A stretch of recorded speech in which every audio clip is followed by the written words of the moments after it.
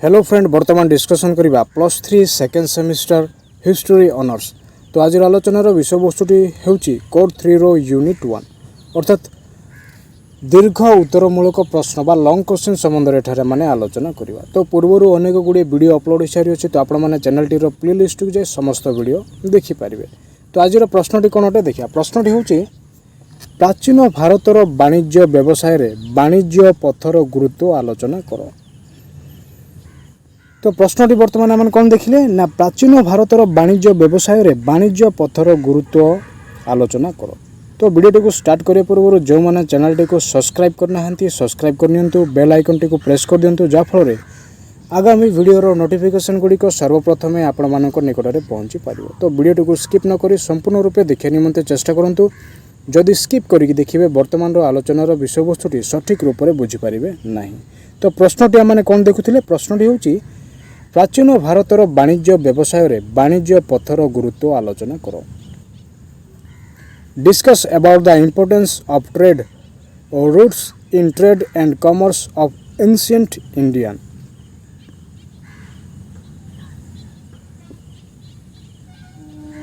प्राचीन भारत रे वाणिज्य निमित्त उभय स्थलपथ और जलपथ व्यवहार करा जाउथिला। तो प्राचीन भारत रे वाणिज्य निमित्त उभय स्थलपथ और जलपथर व्यवहार करा जाउथिला।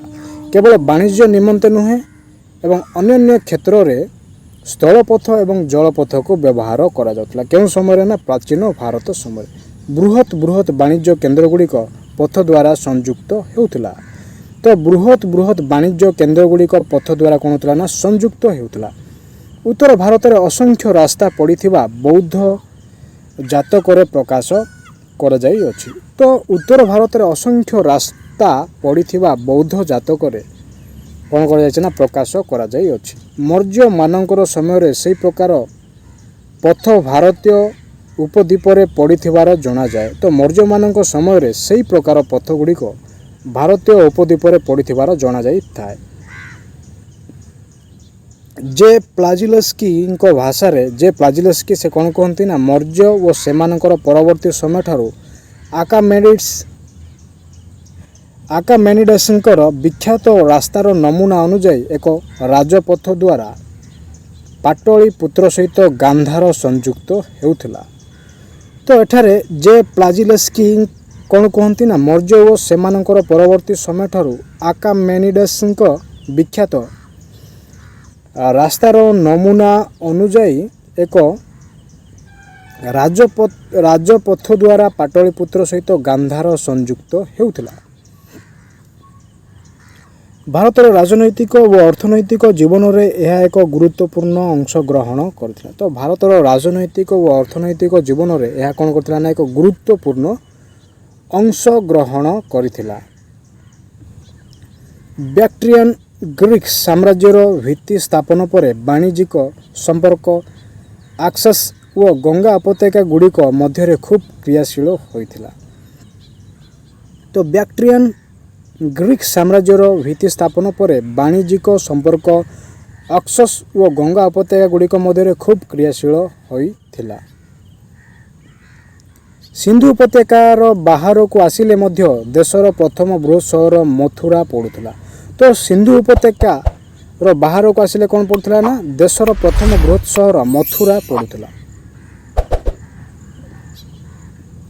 कौटिल्य कहिसंती रास्ता निर्माण और रक्षणाबेक्षण राजा मानकर मुख्य कार्य गुड़िक मध्यरु गोटिए। तो कौटिल्य एठारे कौन कहती ना रास्ता निर्माण और रक्षणाबेक्षण राजा मानकर मुख्य कार्य गुड़िक मध्यरु गोटिए कार्य अटे। सेमानकर रास्तार रक्षणाबेक्षण कार्य प्रादेशिक सरकार हस्तरे न्यस्त करुथिले। तो से माने रास्ता रक्षणाबेक्षण कार्य कौन करुथिले ना प्रादेशिक सरकार हस्तरे न्यस्त करुथिले। रास्तार दूरत्व सूचाई देवा सकाशे मध्य स्तंभ मान स्थापन करा जाइथिला। तो रास्तार दूरत्व सूचाई देवा सकाशे मध्य कौन करा जाउथिला स्तंभ मान स्थापन करा जाउथिला। रास्ता निर्माण क्षेत्र में भारतीय माने रोमियो मानकर समकक्ष थिले। तो रास्ता निर्माण क्षेत्र में भारतीय माने रोमियो मानकर समकक्ष थिले बोली जणा जाए। बणिक अनाथ पिंडिकों वाणिज्य यात्रार एक वर्णना पाली शास्त्र रे उल्लेख करा जायछि। तो बणिक अनाथ पिंडिकंकर वाणिज्य यात्रार एक वर्णना पाली शास्त्र कौन कर उल्लेख कर से दक्षिण पूर्व दिगरे श्रावस्ती ठारू राजगृह को जाउथिले एवं पहाड़ पाददेश यात्रा करी कुशी नारा अतिक्रम करते। से दक्षिण पूर्व दिगरे श्रावस्ती ठारू राजगृह को जाउथिले ओ पहाड़र पाददेश यात्रा करी कुशी नारा अतिक्रम करुथिले।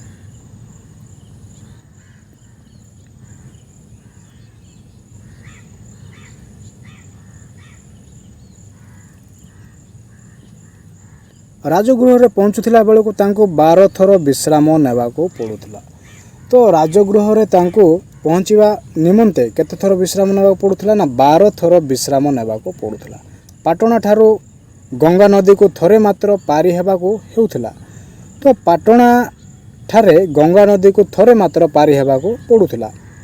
श्रीबस्ती ठारू दक्षिण पश्चिम पैथान पर्यंत अन्य एक पथ थिला। तो श्रीबस्ती ठारू दक्षिण पश्चिम पैथान पर्यंत अन्य एक पथ थिला। एही पथरे गले 6 थर अटकीवाको पड़ुला। तो एही पथ माध्यम रे 6 थर अटकीवाको पड़ुला। अनेक थर मध्य नदी पारी हेबाको हेउथिला। तो अनेक समय बा अनेक थर नदी पारी हेबाको मध्य पड़ुला। अन्य एक पथ थिला पाटलिपुत्र को पश्चिमाभिमुखी होई सिंधु दिगको।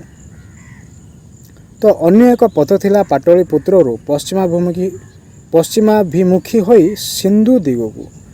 घटक पृष्ठरे वाणिज्य करिवारे सिंधु प्रसिद्ध थिला। तो घटक पृष्ठरे वाणिज्य व्यवसाय करिवा निमंते सिंधु कोन थिला ना प्रसिद्ध थिला। शैबीर एही पथरे थिला एक वाणिज्यिक सहर। तो शैबीर कोन थिला एही पथरे थिला एक वाणिज्यिक सहर। कोन थिला वाणिज्यिक सहर ना शैबीर नामक एक सहर कोन थिला ना वाणिज्यिक सहर भावरे परिचित थिला। पाली जातक वर्णना करा जायछि जे रथ गुड़िक पूर्व और पश्चिम दिग को यात्रा करुथिले। तो पाली जातक वर्णना करा जायछि रथ गुड़िक पूर्व और पश्चिम दिग को यात्रा करुथिले। मरुभूमि रे यात्रा करिया बेले बणिक माने रात्रिर शीतलता अनुभव करुथिले। तो बणिक माने मरुभूमि रे यात्रा करिया समय से माने कोन करथिले ना रात्रिर शीतलता को अनुभव करुथिले और तारा गुड़ी को अवलोकन करे निर्दिष्ट दिगरे रथ बाहुथिले। तो तारा गुड़ी को अवलोकन करी क्यों समय ना रात्रि समय तारा गुड़ी को अवलोकन करी निर्दिष्ट दिगरे रथ बाहुथिले। क्यों माने ना बणिक माने।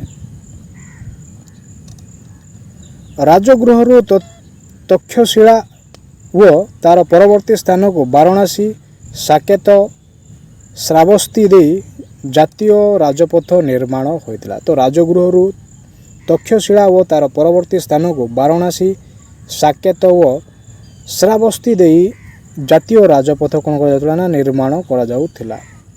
बणिक मैंने प्रायतः यही पथटी को व्यवहार करथिले। हिंदुकुश गिरिपथ दे सीमांत को अतिक्रम करने को पड़ुला।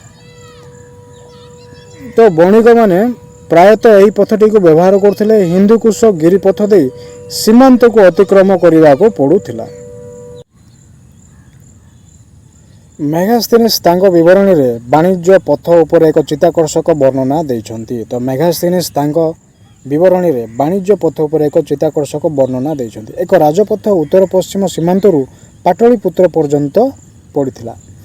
तो एक राजपथ उत्तर पश्चिम सीमांतरू पाटलिपुत्र पर्यंत पड़ुथिला। एहार दीर्घता थिला 1156 माइल। तो यार दीर्घता केते थिला ना 1156 माइल थिला। राजपथरू सारा देश को छंदा छंदी होई अनेक गुड़िए रास्ता जोगाजोग करा जाई थिला। तो राजपथरू सारा देश को छंदा छंदी होई अनेक गुड़िए रास्ता कौन करा जायथिला ना जोग करा जायथिला। माइल खुंट द्वारा रास्तार दूरत्व चिन्हवा हेउथिला। तो माइल खुंट माध्यम रास्तार दूरत्व चिन्हित हेउथिला। बाटोई माने विश्राम नेवा निमित्त वृक्षरोपण और विश्रामगार निर्माण करा जाउथिला। तो बाटोई मानक निमंते विश्राम नेवा निमित्त वृक्षरोपण और विश्रामगार कौन करा जाउथिला ना निर्माण करा जाउथिला। पुनश्च कौटल्य लिखिचंती। तो पुनश्च कौटल्य लिखिचंती सीमा अतिक्रम करिवा निमित्त अनुमति पत्र आवश्यक हेउथिला। तो सीमा अतिक्रम करिवा निमित्त अनुमति पत्रटी आवश्यक हेउथिला। ଯେଉଁଠାରେ ମାସୁଲ ପରିବହନ ଭଡ଼ା ଓ ଗମନ ଶୁଳ୍କ ଆଦାୟ କରାଯାଉଥିଲା। ତ ଯେଉଁଠାରେ ମାସୁଲ ପରିବହନ ଭଡ଼ା ଓ ଗମନ ଶୁଳ୍କଟି ଆଦାୟ କରାଯାଉଥିଲା। ଚାଲି ଚାଲି ଜଳ ପାରି ହେବା ବା ନଦୀ ପାର ହେବା ମଧ୍ୟ ଅନୁମତି ନେବାକୁ ପଡ଼ୁଥିଲା। ତ ଚାଲି ଚାଲି ଜଳ ପାରି ହେବା ବା ନଦୀ ପାର ହେବାର ଅନୁମତି ମଧ୍ୟ ଦରକାର ପଡ଼ୁଥିଲା। କାଳେ ଦେଶଦ୍ରୋହୀମାନେ ନଦୀ ପାର ହୋଇ ଖସି ନ ଯାଆନ୍ତୁ। ତ ଏହି ସମସ୍ତ ଅନୁମତି ନେବାର କାରଣ କ'ଣ ଅଟେ ନା ଦେଶଦ୍ରୋହୀମାନେ ଯେପରି ନଦୀ ପାରି ନ ହୋଇ ଖସି ନ ଯାଆନ୍ତୁ। ପରିବହନ ନିମିତ୍ତ ଅଶ୍ୱ ଗଧ ବଳଦ ଟଣା ଗାଡ଼ି ବ୍ୟବହାର ହେଉଥିଲା। ତ ପରିବହନ ନିମିତ୍ତ